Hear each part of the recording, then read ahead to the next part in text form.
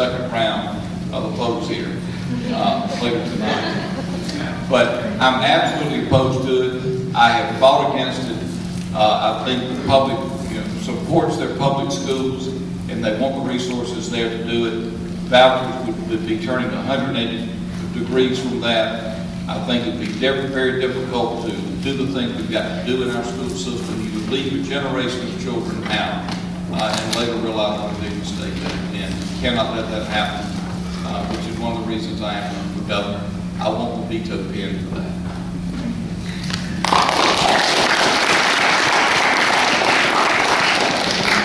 I don't support vouchers. I've been a public education teacher for over 15 years. I know the importance of public education and what public education can do for the general public and for Georgians if it's adequately funded.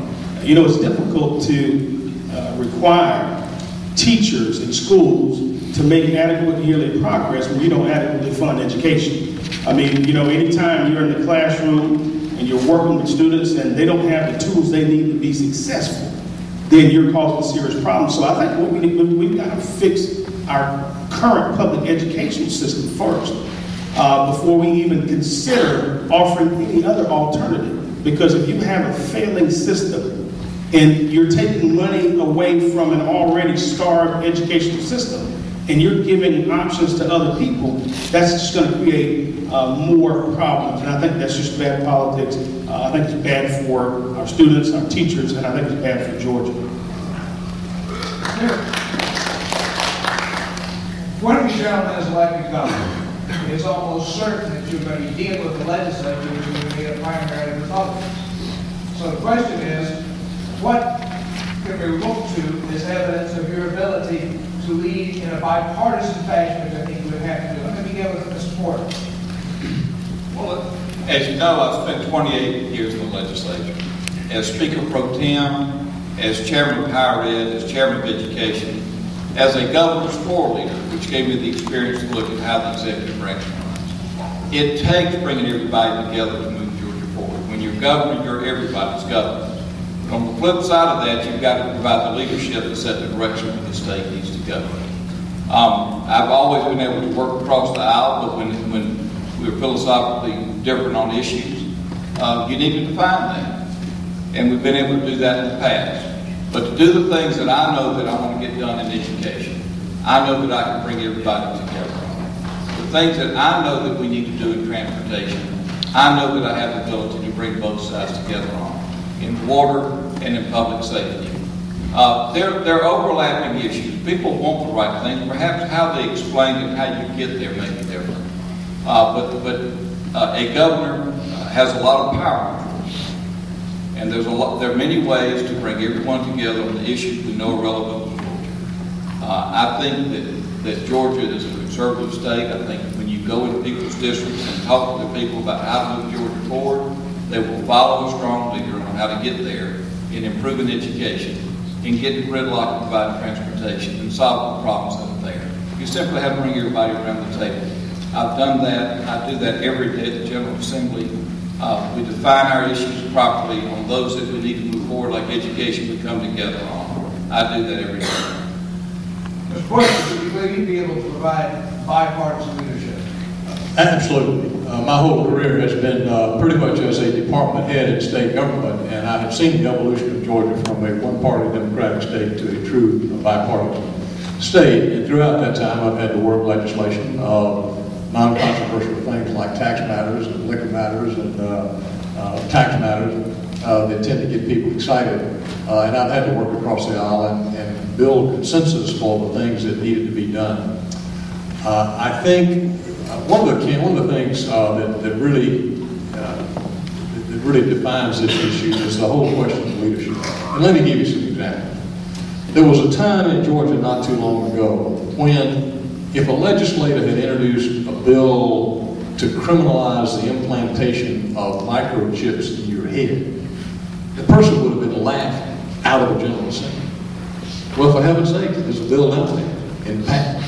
And so they've consumed a bunch of time dealing with that kind of nonsense. And nobody has stood up and thrown the crazy flag and said, wait a minute, this is ridiculous. I'm the leader. Who's gonna stand up and be the adult at the state capitol? Who's gonna say it's crazy to be talking about seceding from the United States of America? Ask these guys when they come up here. Ask every single one of them, except for Scott. Ask every one of them what their position is on seceding from the United States of America, what they have said publicly. The leader of this state as governor needs to stand up and say, this is nonsense, quit talking this kind of foolishness and get down to business and deal with water, deal with transportation, and deal with tax matters, and quit fooling around and get serious. There are great challenges, and yet there are great opportunities. But we have been plagued with this kind of ideological nonsense down there, and nobody has stood up and thrown the flag and said, this is nonsense, quit fooling around and get down to business. I should throw that flag about every day. Those bills passed in the Senate, not the House. I do want that. Mr. Davis. I think it's important for a governor to bring a bold new approach to governance in Georgia. And some people are conditioned to believe that you got to be a millionaire, that you got to be from a large city to be governor of Georgia. They're conditioned to think that, listen, you got to walk a certain way or talk a certain way to be governor of Georgia. The fact of the matter is, the majority of Georgians aren't millionaires. They're not from large cities. But they are concerned citizens who are concerned about the future of our great state. And I think we have got to have a governor who has the ability to go and to bring both parties together. And I think that in order to make that happen, you've got to put the eyes on them. You have Democrats on this side, you have Republicans on this side.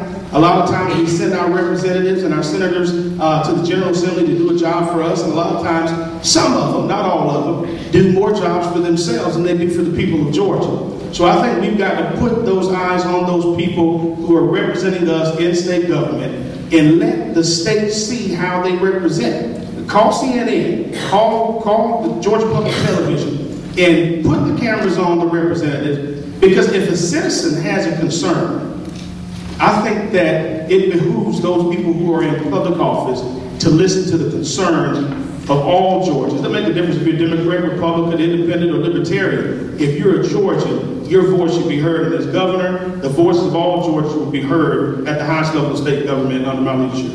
Okay. So let's open it up now for questions from the audience. How are we going to handle it? If we can get everybody